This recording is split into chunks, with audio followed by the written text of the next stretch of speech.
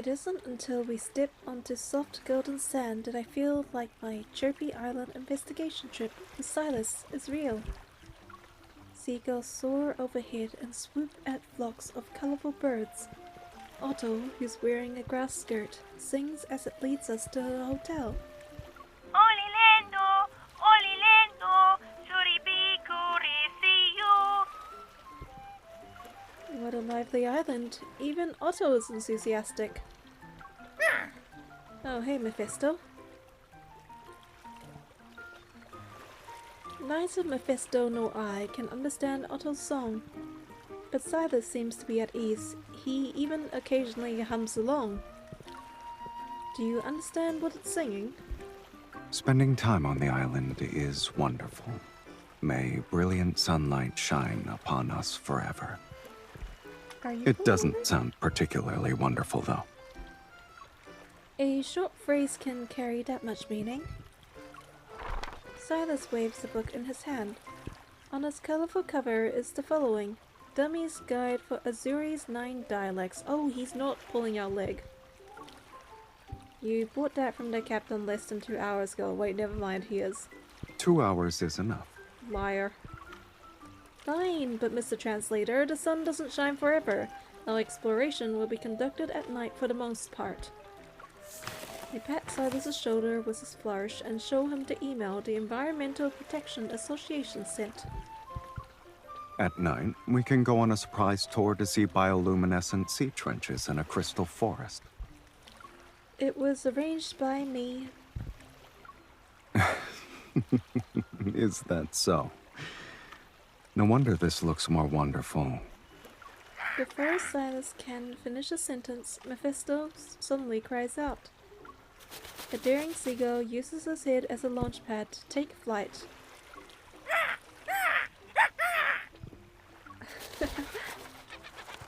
Mephisto angrily flaps his wings, takes to the skies, and chases after the seagull for a fight. Seeing this, the other defeated birds join Mephisto with renewed vigor. They're fighting again. I guess Mephisto is about to become their leader. This is how AI takes over the world, starting with its animals. Let him have his fun. He looks happy to me.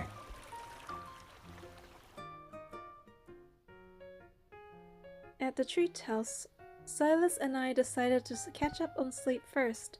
We'll explore the island at night. But just when we're about to pull the curtains and lie down, I'm pretty sure I left the door open for Mephisto. You did. And there was enough space for him to lead an entire army of seagulls here. Maybe it's one of those. Wait, but why is it so noisy? The seagulls better not have called for backup. We get up and pull open the curtains. Sunlight floods into the room as colorful birds scatter. By the window lies a mountain of assorted fruits, along with an unusual, vibrantly colored egg with all sorts of patterns on it. I can understand the fruits being their way of thanking Mephisto. But what was the eggs, though? Maybe they believe we're good trainers, so they want us to raise another Mephisto. It's a Pokemon. But these patterns are unusual. Its species might not be your average seabird. We place the egg in a bamboo basket lined with cushions and a sun blanket. Then we contact the local Wildlife Protection Society. Thank you for calling. We're aware of the situation and will send someone to assist with the egg as soon as the storm passes. Based on your description, this could very well be a rare new species. Please care for it until we send someone to the island. All right. Now Mephisto will have a friend. He might not see it that way. Okay, Mephisto can have a child then.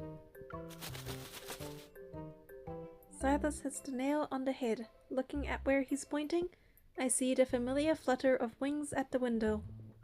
Huh? Mephisto is perched on the windowsill. He glances at the egg before incredulously turning to us. Yes, this is your new child. You've become an adoptive parent just like that uncle in Squid Game.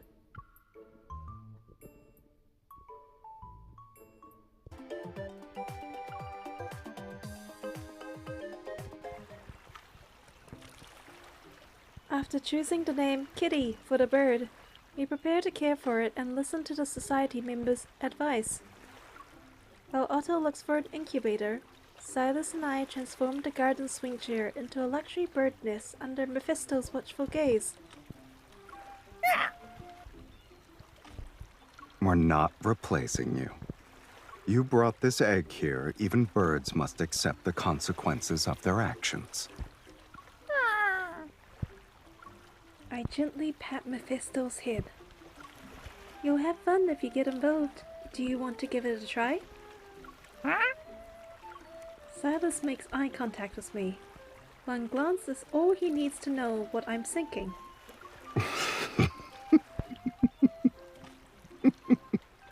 Hey, don't laugh. Mephisto, we haven't found an incubator yet. Would you like to, Okay. Okay. Guess that's a no. After searching across the entire island, Otto finds the only spare incubator available. For the past few days, Sylus and I have been recording data for Kitty's life journal. Temperature 38 degrees Celsius. Humidity 65%. Starting to pip, which is a sign that it'll hatch soon. I lean against his shoulder as I record the data. The Wildlife Protection Society looked at the photos and said Kitty should hatch either today or tomorrow. We should keep a close eye on it. I already have a camera ready. We'll capture the moment it hatches and I'll develop the photos so we can put them in our journal. I point to the drawings on the page. A proud cat head, a horned fiend with a mischievous grin, and a speechless crow perched on his shoulder.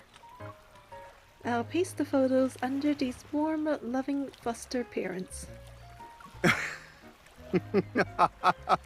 Their expressions can hardly be considered warm and loving. I always draw them like that. I only realized it after the fact. Then we might as well raise it to be fierce and intimidating. A family should be consistent. The Wildlife Protection Society will have a meltdown if Kitty was like that. Why don't we... As I speak, I pinched Silas's cheeks with both hands. What? Practice being warm and loving in advance? Absolutely not. We could just pretend. I smile before kissing the corner of his smiles. Sylus is about to say something, but a crisp sound interrupts him. We both turn our heads. A fluffy little head emerges from the eggshell. Small, beady black eyes stare at me and Sylus. Sylus, we did it! Kitty wobbles out and steps into my palm. I carefully lift him up. The bird doesn't look fierce. We'll see what they become under our care. Oh, right. Let's take a picture. I pull out my camera and point it at Kitty, but Mephisto arrives, drawn in by the commotion. He warily eyes Kitty. Mephisto, our birdie is just a baby, don't fight! Before I can continue, Kitty tilts their head and stretches their neck. They pick Mephisto on the beak. My fingers react faster than my brain as I press the shutter button. Huh?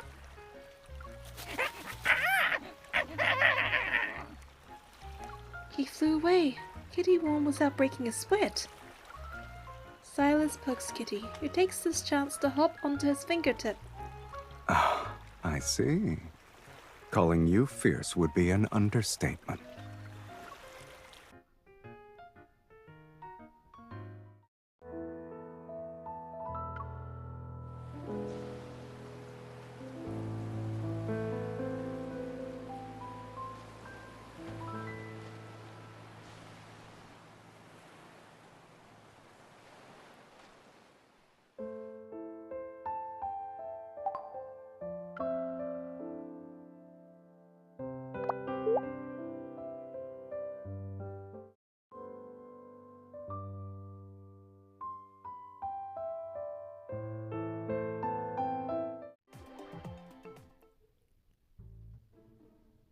Now that Kitty has hatched and doesn't need constant supervision, Sylus and I can continue with our plan.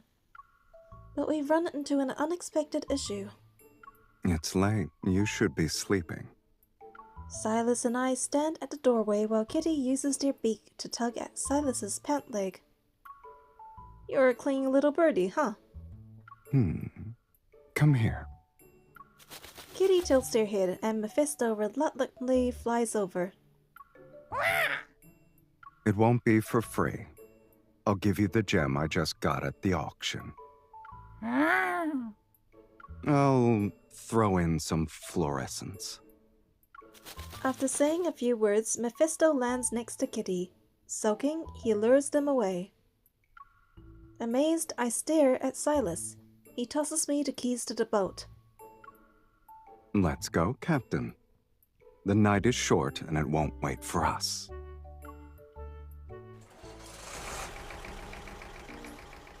After reviewing the Environmental Protection Association's recommendations, Sylus and I follow the map to reach the fluorescent trench. I think this boat is older than I am. And there's no fluorescence here either.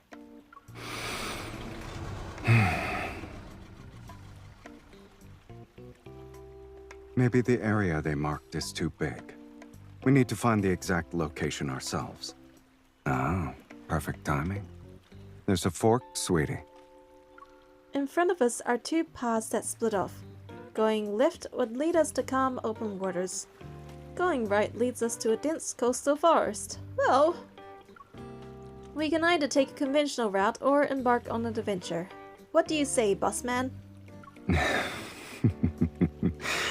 I'm not one to choose the easy path. And we go right then. What a coincidence. Me neither.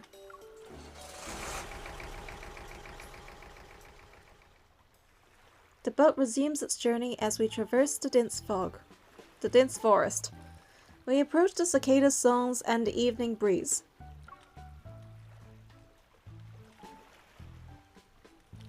The sea beyond the forest remains surprisingly calm. We encounter several small, plump octopuses. Sylus, do you think Kitty would enjoy seafood as a treat? Did you become a pirate as soon as we landed on Chirpy Island? Try not to calculate your bounty in front of others. When the last word leaves Sylus's mouth, a little octopus splits out a blob of ink. Sylus dispels it with black-red mist. Fine, but Kitty has been a little picky lately. Wait, Sylus, do you think something's wrong with our boat? Oh no! Watch out! Watch out!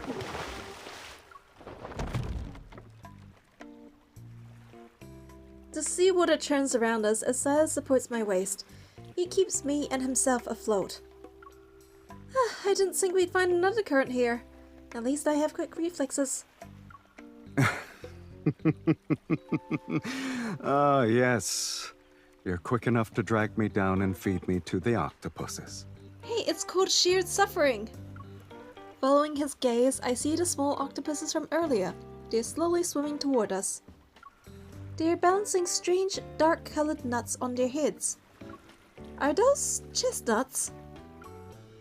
It's probably their protective charms. They look tasty. I wonder if Kitty would like them. With Mephisto's help, Sylus and I explore many places on the island. Interestingly, Mephisto and Kitty have been spending more time together. They're friendly with each other and often team up against common enemies.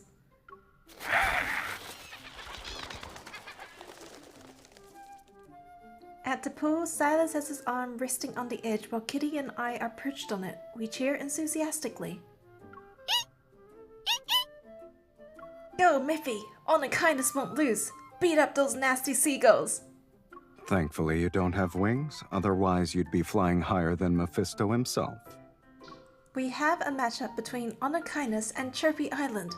Since Honor Kindness's boss man does not care, I have to facilitate everything. Now what do you have to say for yourself? As I speak, I lean over and sip the coconut juice Sylus is holding. A sudden cheer reaches our ears. Honey Kindness won't lose! Shocked, I look up at Sylus. Even he's stunned. Unikindness! Beat up those seagulls! That's Kitty? Is it? Sylus, did you hear? I did. I guess they also want to join Unikindness. But a single cheer isn't enough. Especially when it doesn't carry any weight. Sylus! Boss man! Unikindness' leader! Are they imitating us? It's a clever response, I'll give you that.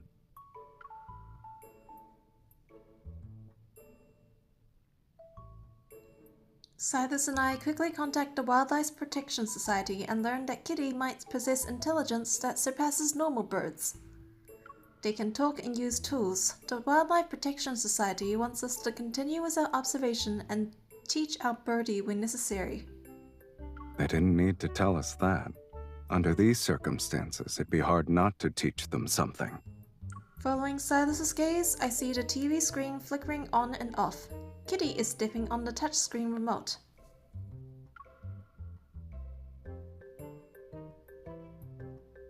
Just as I'm about to respond, he ruffles my hair. Since we're staying in for once, do you want to watch a movie?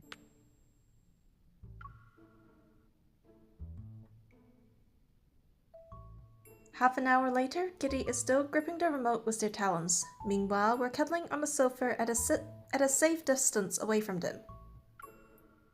Nothing has caught your eye? Don't like! Eat! I don't like! Eat! No! Eat!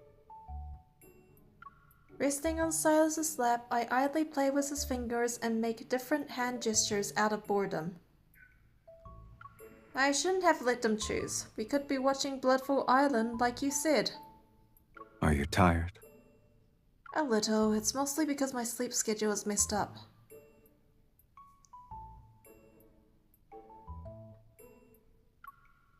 Close your eyes and get some rest. You don't have to stay up late. I'm not interested. Besides, Mephisto hasn't even passed out yet. I use his finger to point at Mephisto. Mephisto glances at me, then he closes the curtain with a talon. I like this! Eat! You've made your choice? Finally. I lean against Sylus and pull myself up. 2 words are on the TV screen, Bloodful Island. I could have done that. Defeated, I fall into Sylus's arms. His soft laughter brushes against my ear. At least we know they have good taste. As the 2 people who served as their teachers, we deserve credit for influencing them.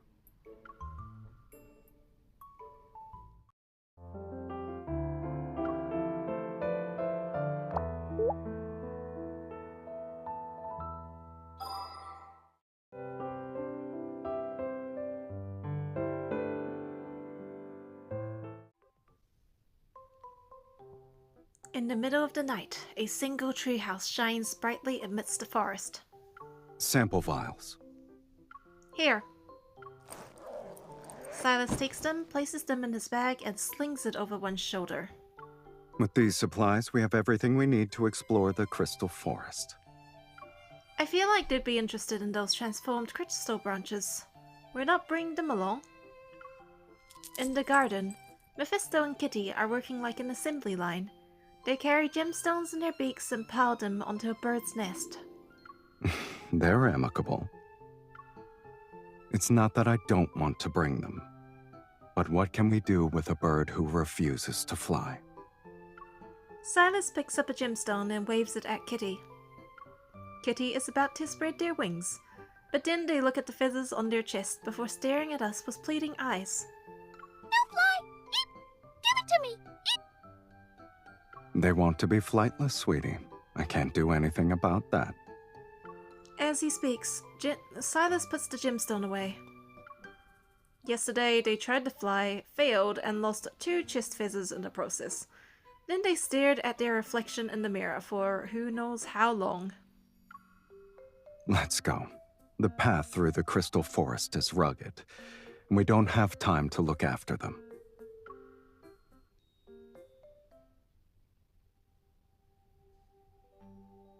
Half an hour later. The forests on this island are vibrant. It's normal for nocturnal animals to scurry, but... Surprise! Eep! Crystal branch! Eep, eep! Proudly swishing their tail feathers, Kitty emerges from the bushes. I bend down to poke them. How did you two get here? They probably found a crow willing to be their chauffeur. You used to be so well-behaved. How did you become even more rebellious than Mephisto? They didn't want to stay home, so they followed us. Kitty ruffles their feathers, and Mephisto immediately flies over to their side. Oh, birds of a feather flock together and look out for each other, huh? That's nice.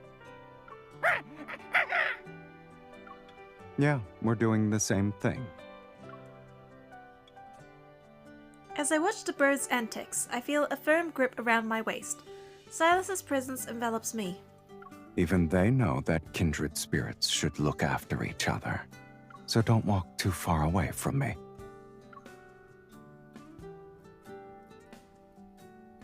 Our pace isn't particularly fast. We walk ahead for a bit and leave the two birds behind. Then we wait for them to catch up. Kitty vigorously flaps their wings to keep up. With this kind of process, it's practically a flying exercise. How do we end up with a little materialist? They refuse to fly unless crystals are involved. Technically speaking, the first sign was when they stole your necklace and placed it on their nest. Why did they have to take after you? Before Sylus can catch what I said, I smile and tickle his palm. It's fine. Besides, they can't steal this giant treasure from my hands. It's definitely something to be proud of. A shadowy figure darts out under the moonlight. Kitty circles overhead. After several leaps, they slowly land on my palm. Mephisto lands on Sylus's shoulder. The birds carry crystalline branches in their beaks. They can fly now. Fly! Easy! Eep! Branch easy! Eep!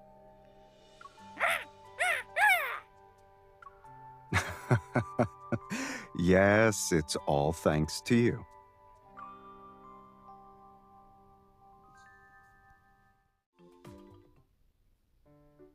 Since Kitty learned how to fly, it's as if a door to a new world opened. Now they wish they could sleep in the sky. There's something to be said about flightless birds. At least you can pet them whenever you want. I look up to the sky and search for Kitty, but I don't see them. I open the life journal to cheer myself up. Fought the seagull leader for territory. Used crystals as projectiles to hunt. Scared of monkeys with their calls. Is this on Birdie?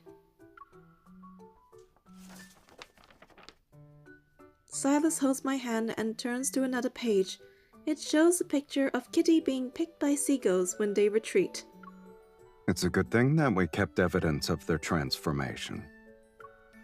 Back then they were bullied by seagulls. Now they're more like a bird of prey. It's an intimidating title, but Kitty is still well behaved. A yellow bird flies past, and one of the pages in my journal is torn off. Evidence! Complete destruction! Eep! Are you sure they're not a bird of prey? How are we going to explain this to the Wildlife Protection Society?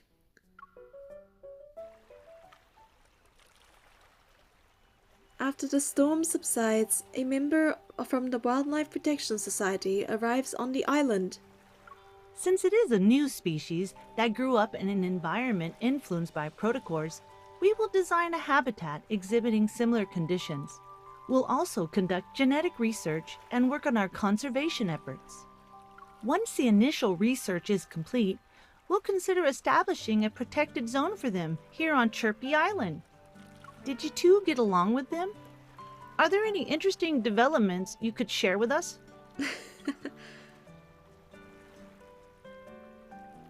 After handing over the life journal documenting their growth, I stand where I am. I'm very anxious. It's not your personal diary. Why are you so nervous? I'm worried she might think we're terrible criminals You deliberately raised our bird to be like this. She flips through the journal, her expression shifting from shock to delight, concern and confusion. In other words, her face tells quite the story. Fortunately, they were under your care. This new species developed incredibly strong survival skills. We were concerned that the subsequent rewilding process might not progress smoothly, but it seems we don't need to worry. We really are on the same page then.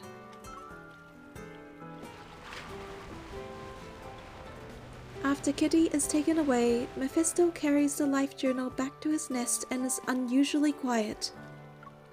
As daylight fades and dusk takes its place, I sit on the beach swing until I feel the cool touch of a glass against my cheek. Are you worried about the birdie? I wonder if they'll be able to get along with the other birds at the Wildlife Protection Society without Mephisto. Sylus hands me the iced fruit juice. Then he leans against the back of the swing as we gently sway together. I think you should be worried about the other birds there. You're right.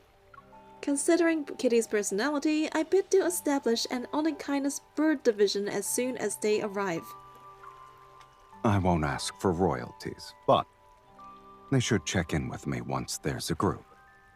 I guess warm and loving is still a challenge for us. Look at this first. Then you can draw your own conclusions. A crystal necklace shaped like a tree branch dangles before me.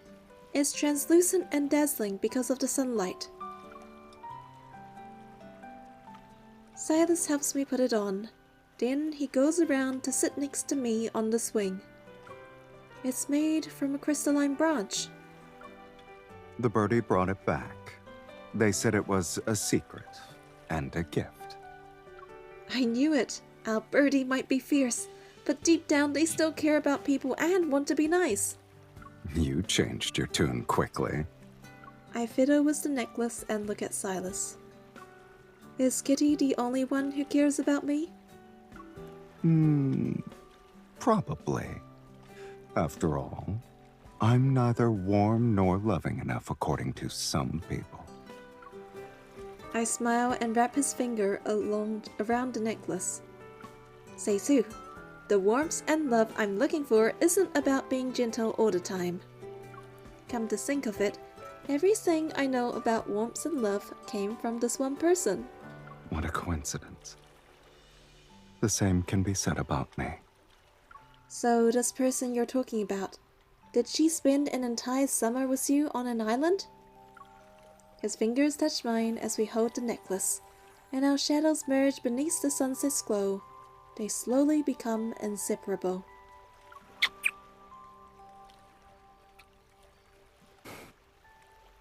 Who else could it possibly be?